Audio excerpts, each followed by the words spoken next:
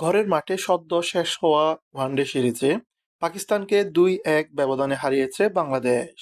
এই সিরিজ জয়ের মধ্য দিয়ে ওয়েস্ট ইন্ডিজকে টপকিয়ে আইসিসি ওয়ানডে র্যাঙ্কিংয়ের ৯ নম্বরে উঠে এসেছে টাইগাররা।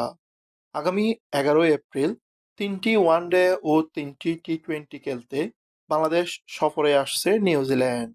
এই সফরটিও বাংলাদেশের জন্য অত্যন্ত গুরুত্বপূর্ণ।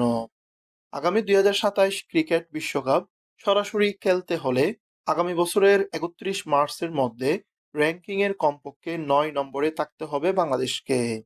তাই নিউজিল্যান্ডের বিপক্ষে ম্যাচ জয়ের মাধ্যমে পয়েন্ট বাড়িয়ে নেওয়ার সুযোগ বাংলাদেশের সামনে। বাংলাদেশ নিউজিল্যান্ডের মধ্যকার প্রথম ওয়ানডেটি অনুষ্ঠিত হবে আগামী ১৭ এপ্রিল। দ্বিতীয় ওয়ানডেটি অনুষ্ঠিত হবে ২০ এপ্রিল। দুইটি ম্যাচই অনুষ্ঠিত হবে ঢাকাতে। এরপর ২৩ এপ্রিল সিরিজের শেষ ওয়ানডেটি অনুষ্ঠিত হবে চট্টগ্রামে। একই মাঠে ২৭ ও ২৯ এপ্রিল অনুষ্ঠিত হবে প্রথম ও দ্বিতীয় টি-টোয়েন্টি। এই দুই টি-টোয়েন্টি খেলার পর দুই দল আবারও চলে আসবে ঢাকায় এবং ২ মে সিরিজের সর্বশেষ টি-টোয়েন্টিটি অনুষ্ঠিত হবে ঢাকাতে।